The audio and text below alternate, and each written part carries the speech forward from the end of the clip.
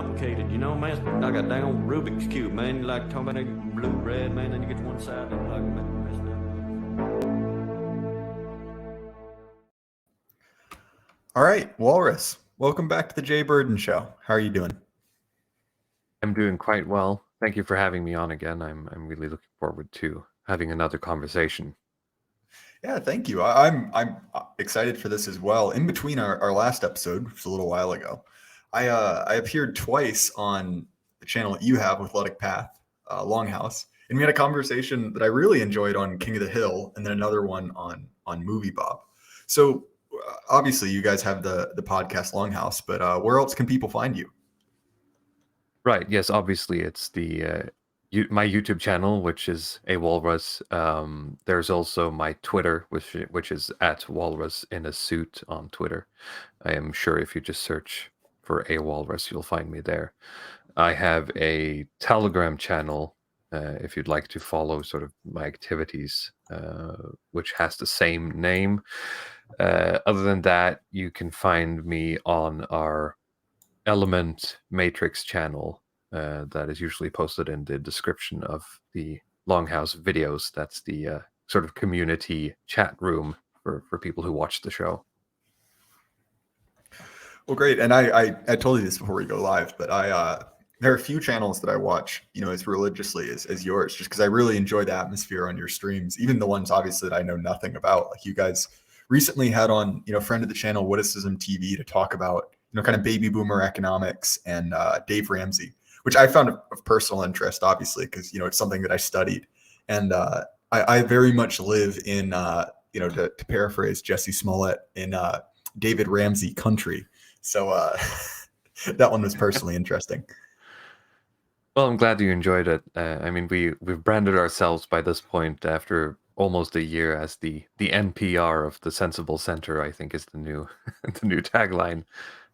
So we'll see if we can keep that up going into next year. So specifically, you wanted to come on to discuss something that you know we've mentioned before in our interactions, and I think that, you know, we have in common, which is, you know, Jordan Peterson. So before we kind of get into it, can you explain, you know, how you interacted with Peterson, and, you know, how he was impactful? Yeah. First, I'll just say that, you know, I suggested this as a topic a couple of weeks ago when the storm was brewing a bit wilder than it might be around Peterson right now, but I still think it's worth taking a look at. So my interaction with Jordan Peterson was a long time ago. Viewers of my channel will know that my first video was explicitly sort of about my interaction with Jordan Peterson, and then sort of a bit of an official break from his ideology, if you can call it that. But this was way before, I say way before, this is an internet time. It was quite a bit of time before he sort of quote unquote blew up with the C-16 bill, with the Kathy Griffin interview, with all his talks, etc., etc. I mostly watched him when the only thing he put up was his lectures, and I sort of devoured everything that was defined of that. And so then by the time he sort of had his second wave of popularity, I was kind of over him, or I was onto greener pastures intellectually, I suppose. So as far as when I interacted with him a little bit later. So for me, I interacted with him just before and kind of around the time that I initially dropped out of school. And so I mentioned this story, you know, a few times on my channel, also on, you know, when I was recently on Millennial, that I out of college, or out of high school rather, went to a prestigious, very small kind of private liberal arts school. And I went in, you know, kind of bright-eyed and bushy-tailed, and basically just got like knocked flat on my ass. Partially just, you know, with the same thing that everyone interacts with in college. And then also it was kind of the worst of kind of like the campus politics, you know, of that era, and kind of on the bleeding edge because it was, you know, a small private school. You know, that's where I had my Gamergate class. That's where I got, you know, exposed to a ton of, you know, essentially anti-male and anti-white rhetoric. And Right. I was just spun. Like I had no frame of reference for this, you know, growing up in a, you know, a conservative area in a red state, going to a relatively small high school, and I was kind of just looking for like any port in a storm. And so that's where I found Peterson. And to be fair to Peterson, like his very basic message was extremely helpful to me, right? Like I was 18 at the time. I was, overweight, unhealthy, unmotivated. And so I was kind of like primed for someone like him. And so what I want to do with this is I really do want to kind of like examine, like what went wrong here. Because as we discussed, Walrus, before we went live, I have a personal pet peeve. I really hate when people just talk bad about their parents, like act like, oh, their parents are the worst, just complain about them constantly. And it really is a character flaw in most cases. And I apply that same like set of feelings towards people's ideological parents, right? Like the people in life who were, impactful to them. And once they outgrow them, they kind of look over their shoulder and want to, tear down the people who got them where they are. Like, I just think that's kind of a shitty thing to do. And so I don't want to do that. With, Peterson, yeah, exactly. Italian esoteric grandpa is my new best friend. Yeah. Yeah, exactly. Right. And so I don't want to do that. I don't think you do either. But I think we also have to admit that, to paraphrase Charles Haywood, we're kind of dealing with Peterson 2.0. Like the things that he's done, after his, his medical problems, like he just seems like a separate person. And so for those who aren't, I guess, as plugged into, the constant churning of, online drama, how would you describe the things that have caused people to kind of sour on Peterson, over the past couple of years? I mean, it would probably be a couple of things. I think part of it is that a certain portion of his base would be maybe people like me and you who saw Peterson and his teachings as a bit of an awakening intellectually. I think it was on actually the last time we had a conversation here on your show that I said that to me personally, Jordan Peterson, taught me a lot of things that in theory my parents should have taught me in terms of intellectual navigation. Not to blame them. I mean, they're a product of their time just as much as I am. And they sort of took that and went in one direction, which I would say is our direction, and sort of went further beyond what Peterson could provide them in terms of individualism and his slight materialist liberal outlook on things, into something deeper, into something more tribal, into something more perennial for a lot of people, or maybe even religious. I feel like the other path was more inculcation into libertarian Coomerism. I'm not sure where you go from Peterson. Like, either you have to reject Peterson or you have to radicalize. I don't see a proper path, but it seems that some people have taken a quote-unquote proper second path that has sort of just led them into more intellectual circle jerking, if I can use that word. well, right. And so to me, I think that what I realized is that Peterson is he kind of cracked open the door, but it's like those chains, and I don't know if this is a thing everywhere, but in the US on hotel doors, especially like cheaper hotels, they'll basically have chains, so you can chain the door shut and it'll only allow it to open a certain amount, right? So there's someone's on your door, you can kind of open and see like, all right, like who it is. And I feel like that chain is what Peterson is. He kind of opened the door a little bit, and showed you that like, wait a minute, the narrative of kind of current year liberalism, that the greatest thing is to be liberated, to make choices for yourself. He was like, wait, he told everyone that's not true. And that's a huge thing, because we see this, so many people are stuck with those premises.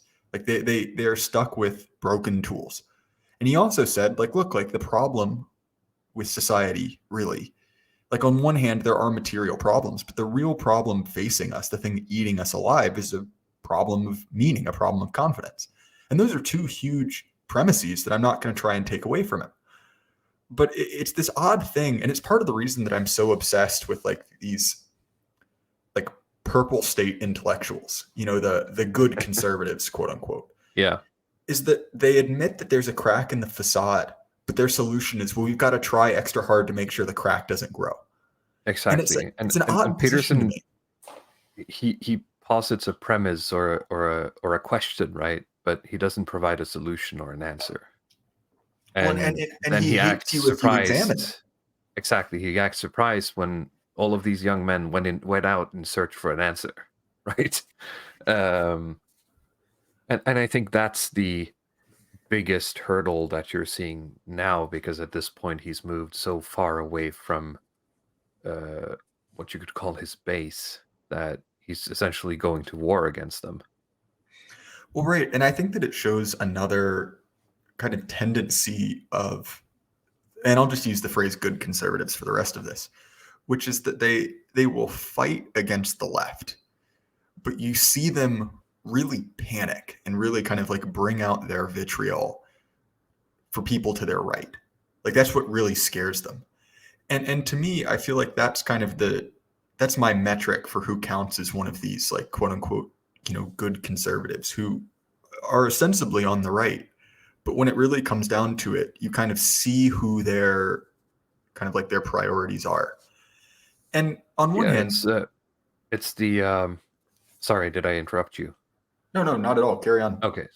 No, it's the question that's been swirling around, that swirled around Donald Trump for a long while, that's swirling around DeSantis now, I assume, in the US.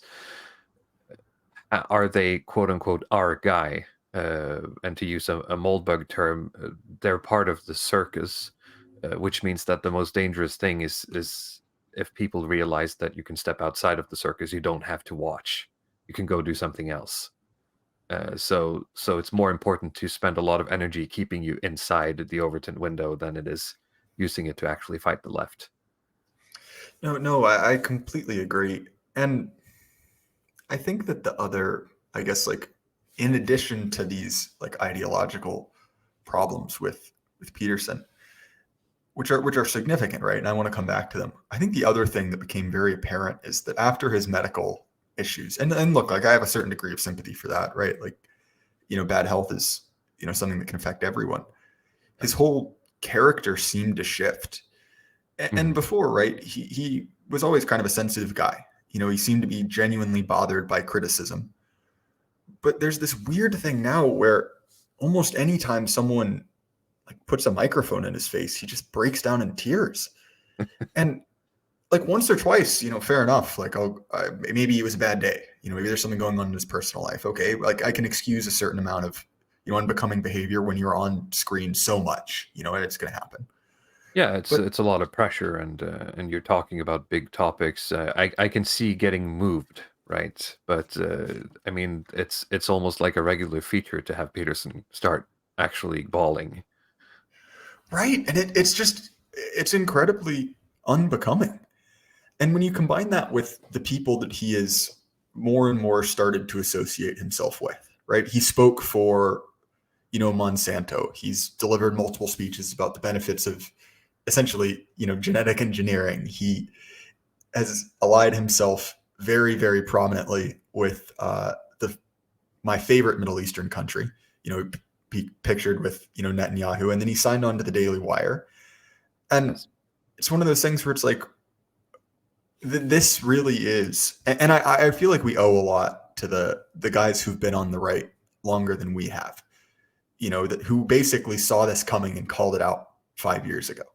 But I feel like what we've seen in kind of the post-Trump era is that realignment that, the kind of like the older figures in the right said was coming. Well, we saw it happen, specifically with, the IDW types, all the kind of like people in a cloud around Peterson have all in one way or another made similar moves to tie themselves back into the establishment. The intellectual dark web, as it were. Oh yeah. That's one of those things where it's like, you know what?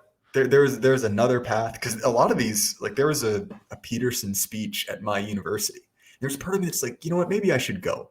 And I'm kind of glad now that I didn't, because there would have been and I'm sure you've seen like a half dozen of these of photos of a bunch of like young white guys in suits posed with Jordan Peterson, you Yeah, know? yeah. And I guess just by mere chance, I don't have one of those, and I'm kind of glad now.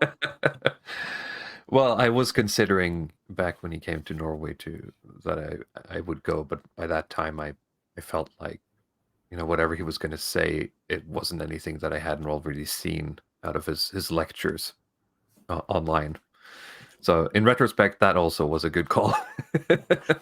And I feel like, and I've made this apology on Twitter, but it's funny because I talked with a friend of the channel, Ryan Turnipseed, on his show a few weeks ago, and I basically I came out as a Peterson defender, and I will say in my defense, a large part of that had to do with the fact that I just wasn't interacting with recent Peterson content. He in my head was the same guy he was in 2017. I just hadn't really seen anything from him since then. And I was like, oh, Ryan, he's not that bad. Like, I think you're overreacting. And then almost within the hour, he went on this massive diatribe against internet anonymity.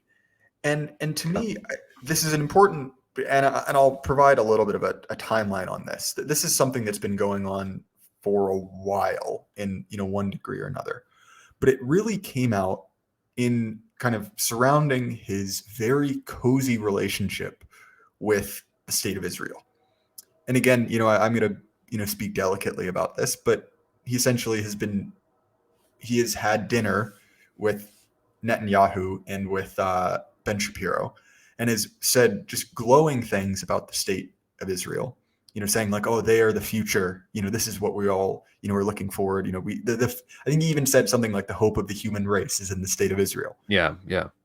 Which, I mean, say what you will about the country in question, that would be a weird thing for anyone to say about another country. Like, that would be kind of weird and sycophantic. Like if I disappeared for 2 years and came back and said that the fate of the human race was tied to the Chinese Communist Party, everyone would rightly look around and say like, wait a minute, what happened to you? Yeah, what happened? Yeah.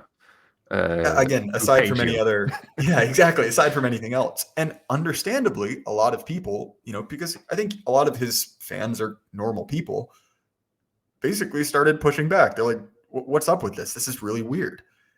And because of the sort of the fun times that are had by, Twitter, I mean, Peterson probably gets the message. A lot of people are asking him, hey, what happened? But then, Foreskin Crusader 1488 calls him a cuck, and now we have to shut down the entirety of Western civilization because he's been hooked on benzos for a couple of years, and I don't know what's happening, but he's overreacting to a lot of negativity, and I honestly think that he might be served by stepping away from some time. No, I completely agree. And so you have this toxic mix of him kind of integrating himself into a certain power block, mixed with a critical inability to take the most trivial of criticism. Because you and I and most normal people, when we see Foreskin Crusader 1488, with like a deep fried image of an anime character, with glowing red eyes and like a Wehrmacht uniform, you look at that and you're like, oh, that person's mentally disabled. I don't have to take them seriously. Yeah, and I'm going to just hit the block button and move on with exactly, my life. Right? Yeah. But it's this meltdown. And obviously, like, a lot of it is centered around his idea that we need to end online anonymity. Everyone should be required to post under their real name. And to me, this speaks of this like radical, I guess, like detachment from the real world. Because if you know anything about Peterson, he's kind of one of the premier example of, canceled academic goes on to lucrative career. He was kicked out of his university job as a tenured professor, blah, blah, blah, the whole thing, cited academic. I mean, and part now of the story that got him famous is the idea that he dared to speak out about things that would get him fired. Exactly. And he got fired. Online. But the problem is, for people like you and me, Walrus, we can't, don't get me wrong, I do it in a heartbeat, but we can't become globe-trotting self-help gurus.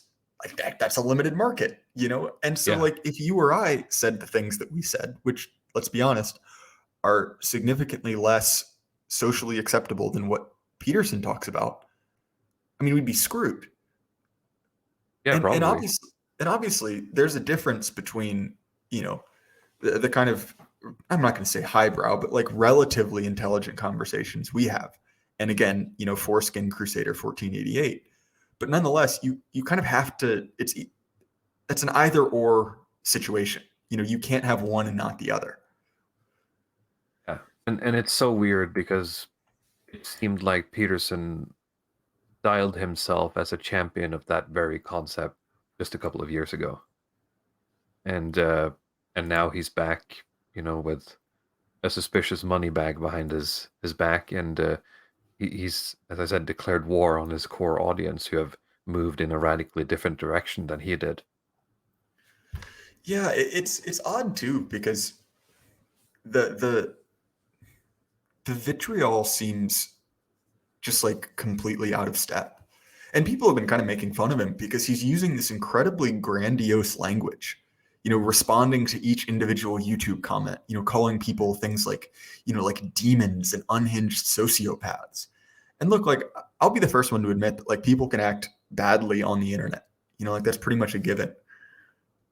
But I don't know, man. Someone calling you like Jordan Peterstein in a YouTube comment, I don't know if that qualifies as demonic behavior.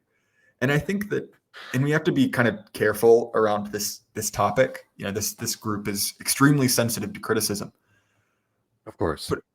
But it's so weird that he is so emotionally invested in essentially defending this group.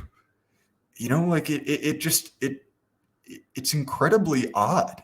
You know, like, look, like I can recognize someone saying something, and okay, fair enough. Maybe I'm not exactly a representative subject, but like it's very odd to see someone get so offended by something like that. I don't know. Maybe I'm just talking in circles, but do you see what I mean?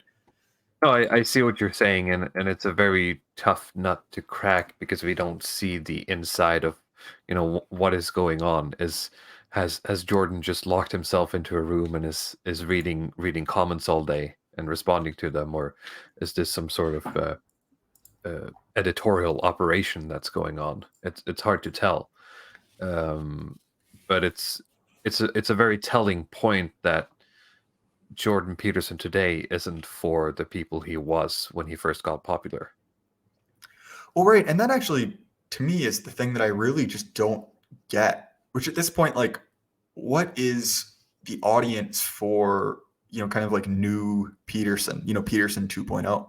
Because Well, I I kind think of he's became. moved on from personal, we call it growth. That sounds kind of gay and self-help, like self-help language, but he's moved on from sort of the personal uh, development message into some weird saving the world type of message by unifying all the religions or something. He's been talking to a lot of priests and a lot of rabbis and a couple of imams that from what I understand, he probably shouldn't have talked to. Some of them are what you would call bad eggs.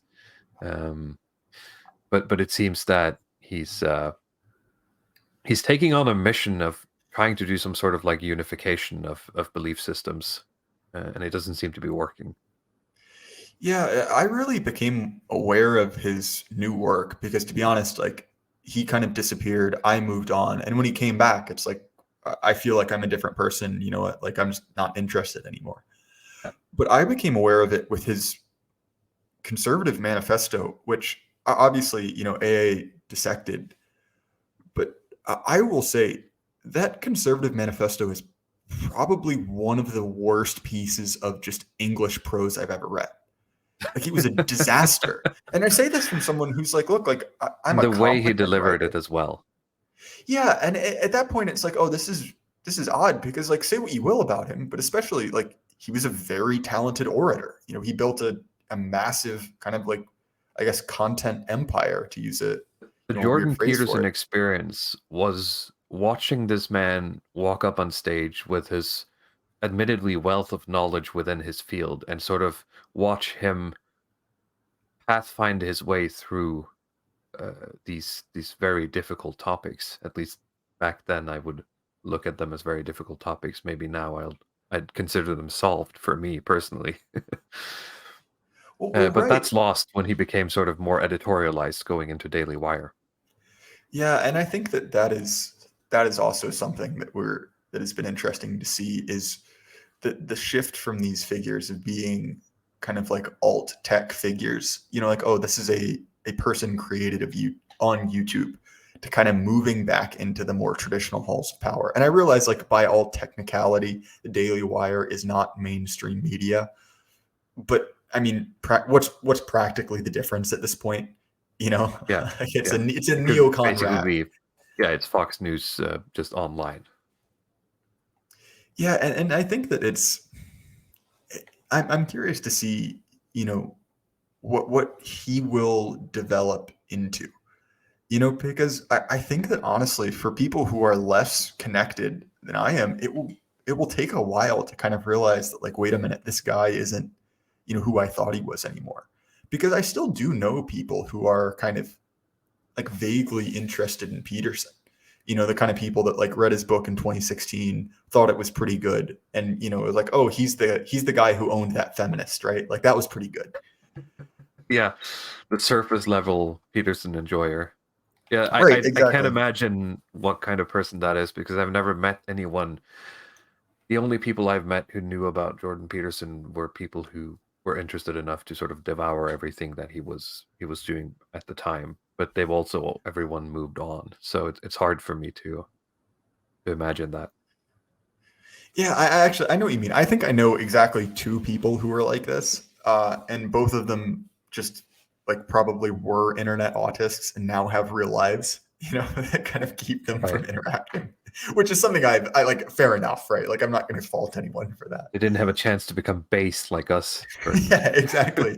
They actually have real things to do instead of, like, arguing over, like, esoteric authors from the 18th century with a bunch of, like, anonymous weirdos on the internet. Yes.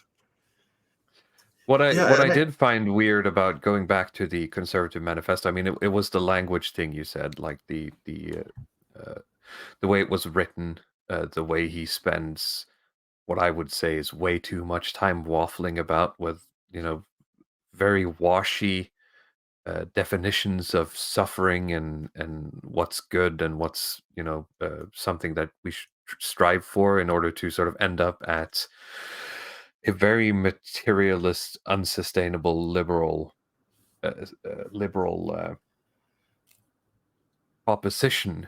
And it did remind me a little bit, and I don't, if this gets back to him, I don't mean this as an attack personally, more an intellectual observation on his theory. We talked to a chap named Ubersoy a couple of weeks ago, and when I was thinking back to it, I found a lot of seemingly similar points being made about, we need to create a system that prioritizes goodness and puts the right people in the right places. But then again, how do you stop people from becoming subverted? Because if we just recreate 1920s, 1930s liberalism, but with, more based coding, then, 2 generations from now, the leftists are going to subvert you and you're back to square one, right?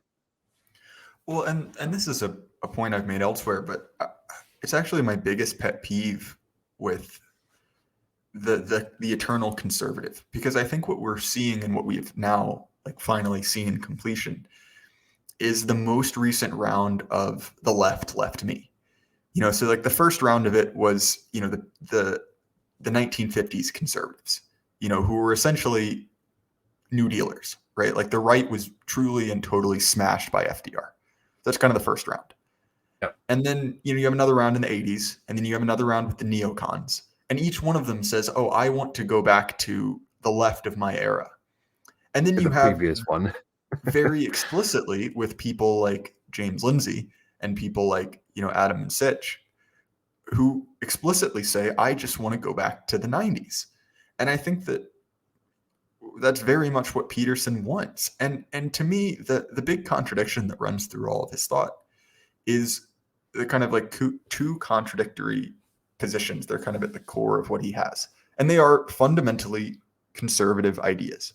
And on one hand, there's the idea that, like, look, you don't know how good you have it. Don't mess everything up. Like, a lot of your problems with society are on a personal level. Like, you can fix them in yourself. And you know what? Fair enough. That is true. But on the other hand, he's like, look, like, there's a crisis of meaning. Like, people need meaning in their life. Yeah. And the way that he justifies the current society is essentially through neoliberal economics. He's like, look, like, line go up. Look at how much line has gone up. Yeah. And that was partly my point behind a lot of the stuff I talked about in my cleaning your room does not make you a king video, is that yes, you can and probably should start with yourself, but that doesn't build a society. It doesn't build a kingdom, right? It doesn't build a family.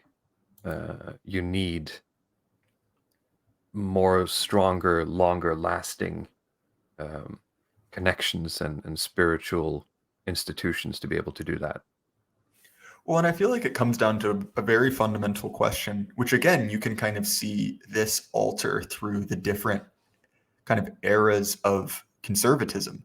And actually, again, I'm not trying to talk about Twitter endlessly, but I kind of made this point on a David French tweet, because in his own way, he's doing the same thing, where he said, I think that the Republicans need to become libertarians. I think that's our strategy forward.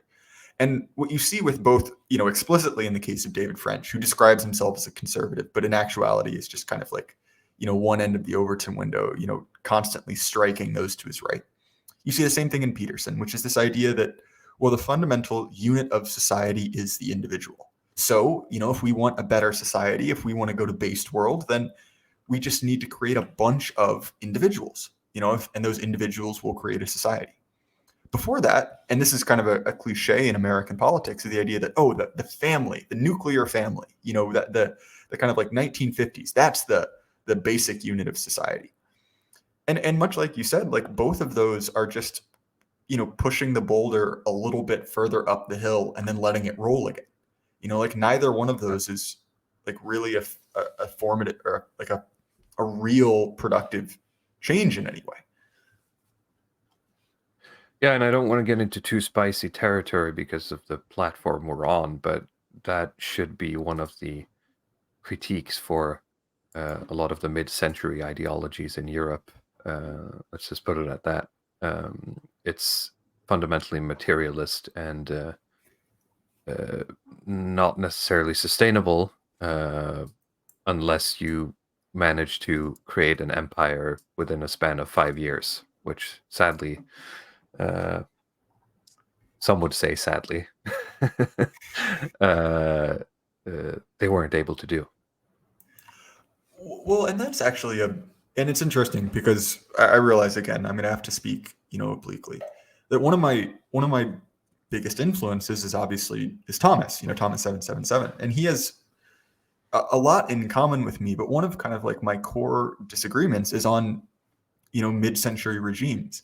And look, I get it that in a certain way, like, the 20th century was kind of the high watermark of materialism, that we are seeing a return to kind of like different types of transcendence, even if it's not the kind we want, again, a monkey's paw situation. Yes. But to me, it's like, I can accept and I will again speak vaguely, I can accept the line of, they're not like, everyone was much more similar than you think. Like, it's not this kind of like cartoon logic of, ultimate good and ultimate evil. Like, fair enough. All right. I'm willing to maintain that idea. But to me, and this is, I think, one of the prime, kind of like insights you can take from Burnham, is that fundamentally all three of the major powers were these materialist managerial regimes. And much like 1984, it's kind of like, we'll pick your poison, Yeah. And someone, who's pro-German would say that, well, I don't really care about all that other stuff. I just want the trains to run on time. And if they do that, we'll have a stable society, right? And And to some extent, that seems alluring, and it seems fine. But I think there is a possibility for both. You can have social cohesion and spiritual cohesion within a people, but it does require hard choices, and it does require, as I said, cohesiveness of a population. And it is far easier to do in a small European country than it is to do in the US. I'll say that. Oh yeah, and this is another thing that I think that I have realized I dislike about liberals in the most broad sense of that word. So a little bit of story time is that I have a very close friend of mine who on a personal level I like quite a bit, but he is a quote unquote democracy researcher. He literally does like big NGO work on like the state of democracy. And this is kind of like relating to the way that you described that, like, it's easier to make something like that, like a society with a point. It's easier to make that work in a small European country because there's this imperialism, this like soft imperialism to liberals, that like every society must be a Western style democracy. Like that's just the way it ought to be. It's like this crusading attitude. And it's so frustrating to me because, and I realize that there's this like fuzzy idea of like nationalism for all that I think is unrealistic. But nonetheless, like if we accept that like different cultures and different places create different types of people, like why would we want everyone to live in this like the same neoliberal way we do? And I think that it really puts the lie to the idea that, and this is not a particularly like well-defended position. Like no one really. It's a very strong argument for particularist paganism. I'll give you that. In a way, yes. The paganism conversation is a different one that I have feelings Yeah, about. I'm just gearing up for a paganism talk I'm having in a couple of days. So fair enough, but nonetheless, right? And the point I wanted to make in this is that like Peterson paints himself, to bring this back around, paints himself as a dissident, paints himself as a rebel, telling it to the man. And in a very specific instance, fair enough. But when you look at him with kind of over a longer time period, what you really see is, well, he's just a liberal who disagrees on one or 2 points. And, once he kind of spilled his spleen on those 2 points, well, he gets brought right back into the fold. And this is why, yeah, and he said his piece, and he had a big blowout over it, and sort of the forces and the societal energies around that calmed down, and now it's just back to Fresh Prince 90s ideology. There's nothing more there, really. And what, not to be rude, because I realize like we're all, all of us are kind of fighting this like interminable machine, but like, what did it really accomplish? Like Canada is, look, Canada is effectively banning, private ownership of firearms. They're instituting, extremely authoritarian controls on money. They won't let you, they won't let you leave unless you take the medication. And then if you're depressed, well, then you can just kill yourself. No, like, and all of that. Yeah, exactly. Sorry. Yes, we will kill you for you. We'll help you out, right?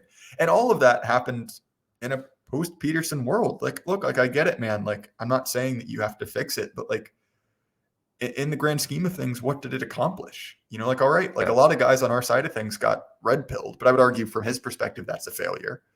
Like he made some money out of it, but it doesn't seem like that was his goal. I'm not that cynical about it. And then he was ultimately just, a pebble on the road, and the tank just kept rolling. Yeah, exactly. And so it's a big part of the reason that like through all of this, I can't bring myself to hate him. Like this is kind of a pitiable thing to happen.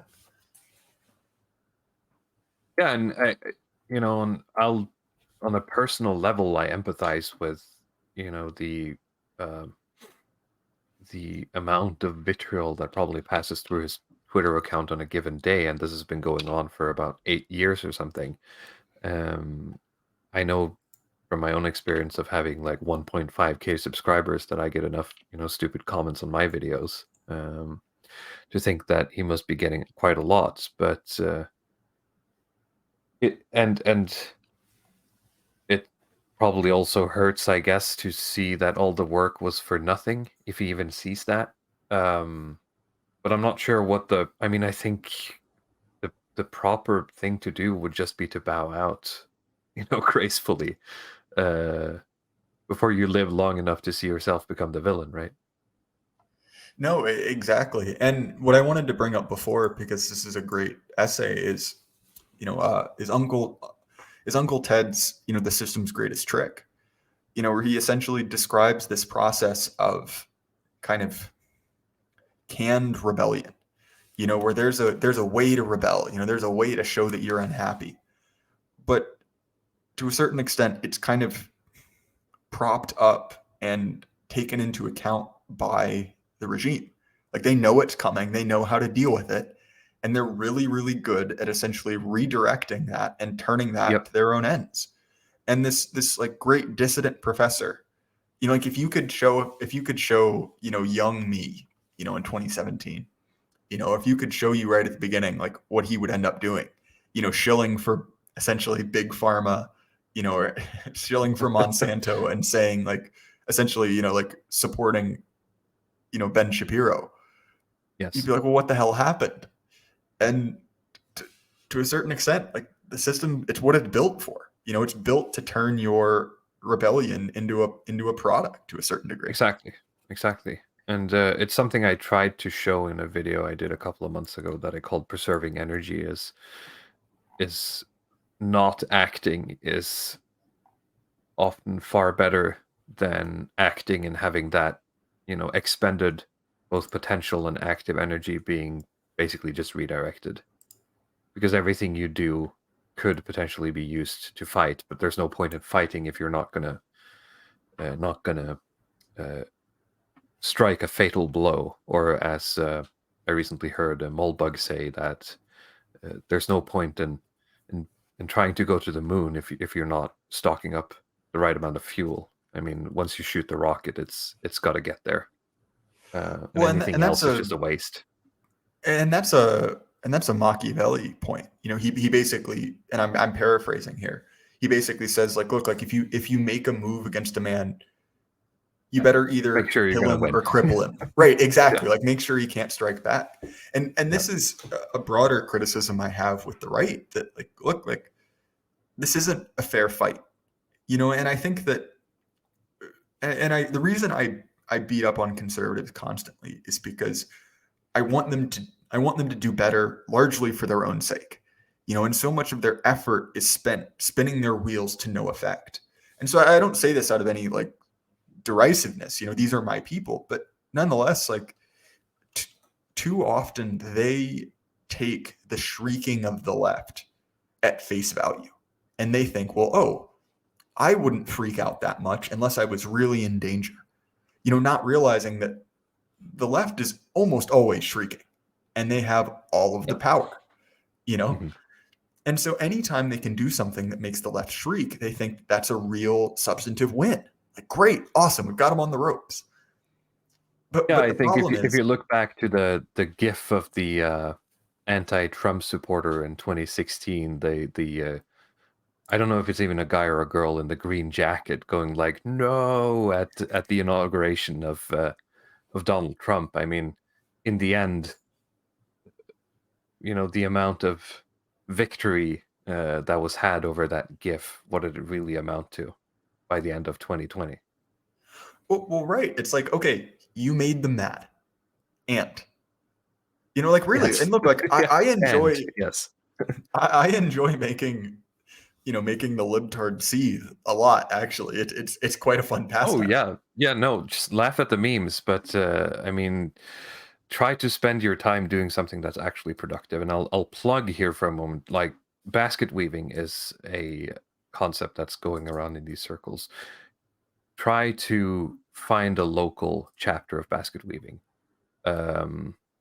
You can probably reach out to either me or someone like Jay Burden or someone like Jay Green River on Twitter. and they'll point you in the right direction. There's public Discord channels where this can be set up, and you'll meet people and hang out with people of like minds who are willing to talk about these things, to hash them out, to help each other identify actions that are actually good, actually sustainable, to get you in contact with people that you can actually help with your skill set.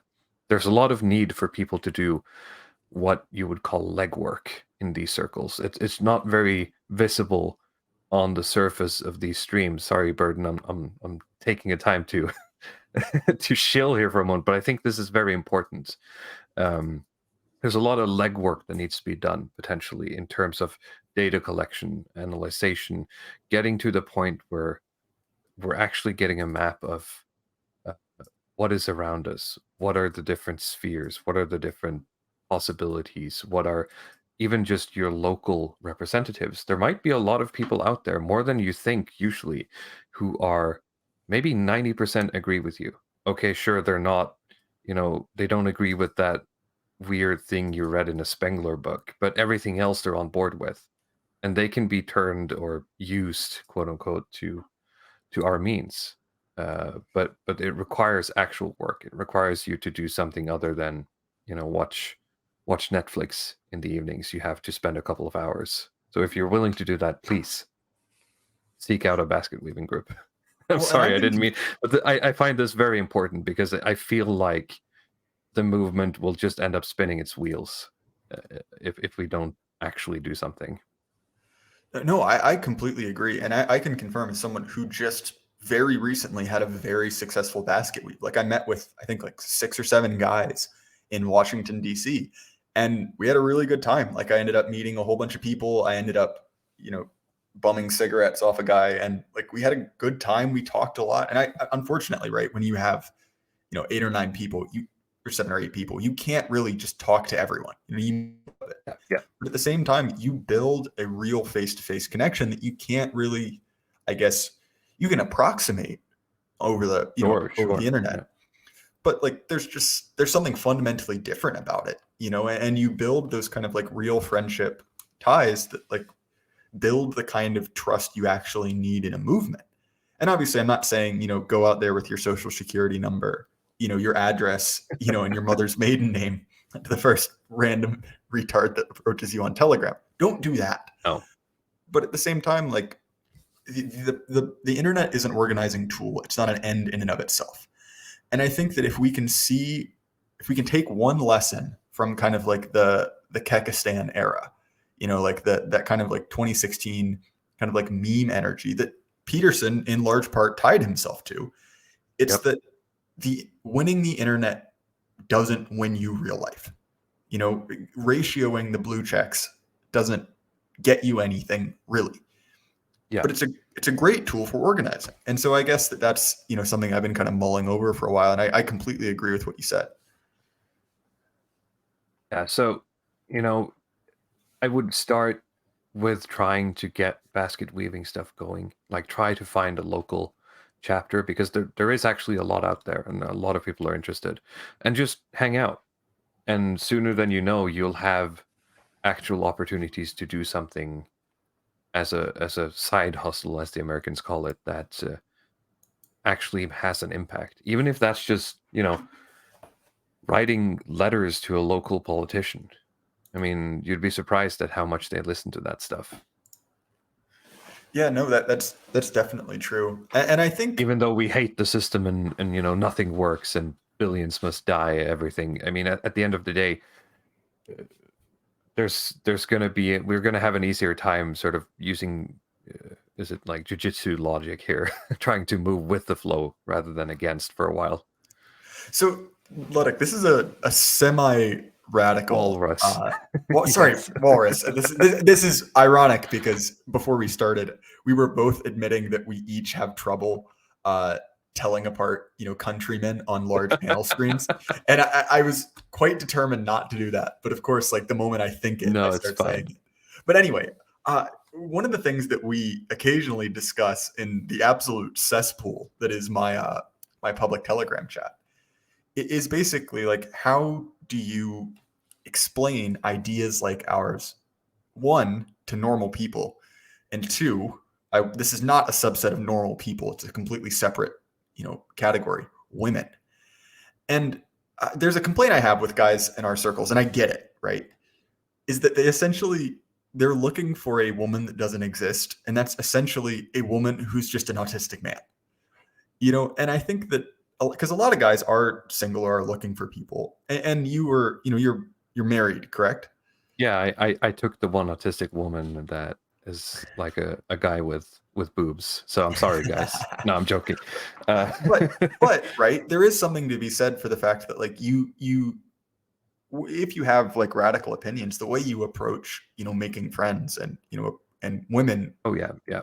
is different. So like, how do you think that we can kind of like relate to regular people and kind of like form relationships, both Well, romantic and regular otherwise? people or women, because that's Fair two enough. different things. So let's go with women first, because it's something we've been Okay, talking let's about, do and women first. it is kind I of am of the tangentially related to the I'm of the firm masculinity topic. belief, despite my wife's protests, sorry, she's a very, I should say, independent woman, in that she's strong. Maybe it's a cultural thing. Maybe it's something that is universal. But that's partly why I like her. And she will protest and say that I have had no influence upon her, since us getting together and later marrying. But I see that as completely wrong. She's a very different person now than she was when we first met, in terms of her, let's say, her trad score, to use a dirty internet term. I'm not saying this is some like manipulation that I'm doing, but I'm of the firm belief that women tend to gravitate towards the closest, kind of like planets. You orbit the closest gravitational center, or whatever it's called. So you have to. It's hard, and I'll admit that myself. But you have to be that rock, or that gravitational center, and she'll conform to that to a certain extent. Now, that doesn't mean that I don't talk to my wife about these things. We have frequent discussions about politics and philosophy to a certain extent. She is much better, because of her womanhood, at intuiting a lot of things that I have to read many books for long hours to understand. But that's also part of their survival strategy. They're a lot easier. They have a lot easier time sort of just pinpointing, oh, here's what this means for me, right? And there are points where she says you can't talk about these things, or you can't say that, you can't question these things. And I say I have to, right? I have to be able to go on an adventure outside the walls of what is safe to say and think, and see if I can bring any treasures back, because apparently what's happening inside the wall isn't working. Even if that means that I have to seriously or unseriously or actually believe that, she shouldn't have a right to vote. Now, I haven't landed on a on a stance there yet, but it's something that we've talked about, right? Now, that's easier when you're actually married, because you can have that conversation within the framework of being married, of being with someone for a long enough time that you know quite a lot about who they are and how they'll react to things, right? And still, I've dated her for quite a few years. So let's say with marriage, I've probably been with her for like 6 years, and still, every year I learn more about me and more about her. So it's a process that's ongoing. And I'm sure, you should probably listen to someone like Radlib more than me about like marriage stuff. But when it comes to talking about women with these things, I honestly don't necessarily see the point. You're not going to pull women by talking about your esoteric right-wing beliefs. You're going to pull women by being that strong gravitational point. Now, of course, you're going to have to probably woo a woman. I don't know how the Zoomers are even going to be able to find a wife. I don't know if dating culture is just destroyed for them. Do you have any experience with that? No, I'm also the wrong person to ask. I've been with my fiance for quite a while, and so like practically, yeah, I guess I was a Zoomer dating, but that was like what, like probably I think it was 6 years ago for me. Like you do, like okay, really, I have no practical experience. But the reason I wanted to bring that up is not just to, like gossip about women, because in each case, right, both in the basket weaving and, the WQ, the woman question, we're talking about how do you bring, these ideas we have, which are sweeping, right? They if you implemented them, they would affect, every part of your life. How do you bring them from being just something I do, with my friends on the internet, something I kind of shit post about, and how do you bring that into real life? Well, and obviously, sorry, carry on. my strategy, and I mean that speaks more volumes to the people I suppose I surround myself with and who I'm willing to talk about these things, is to, first of all, I have a very, you need what's the word, like sufficient social intelligence to be able to understand when you should hide your power level. That's the first step. I mean, you got to read the room.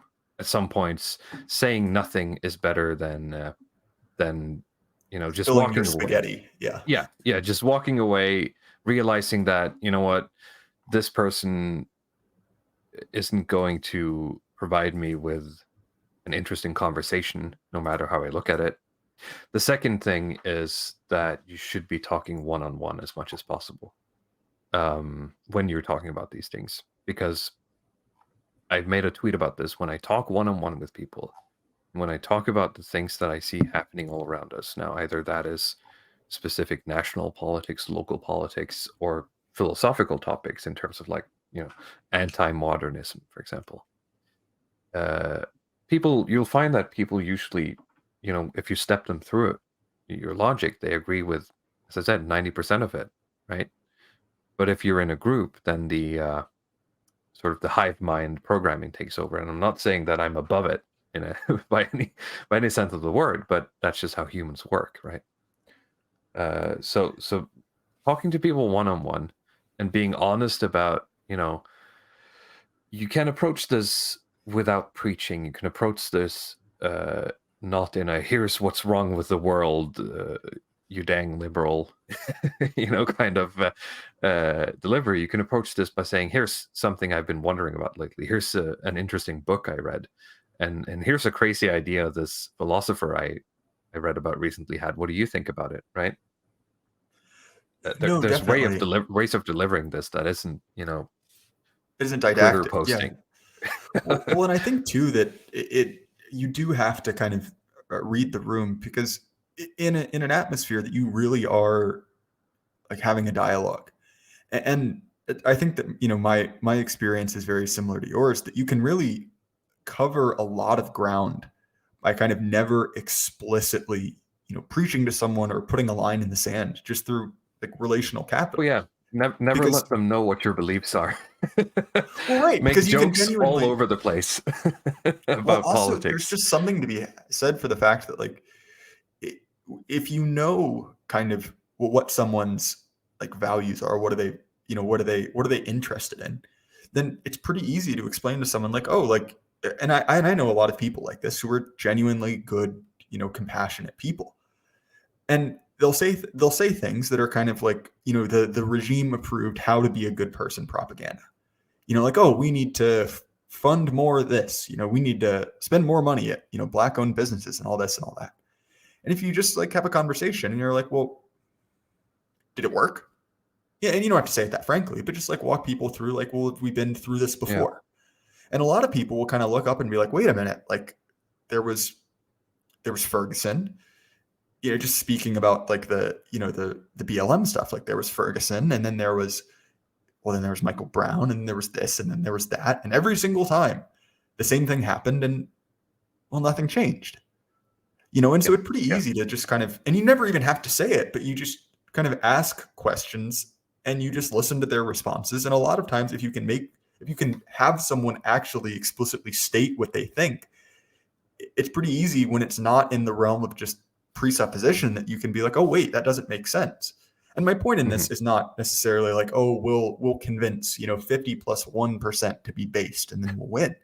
But just the fact that, like, these are interesting ideas to talk about. And when you can kind of bounce these ideas off your friends and the people you're in a relationship with, you can make a lot of ground, and you can actually like put these ideas into practice, so to speak.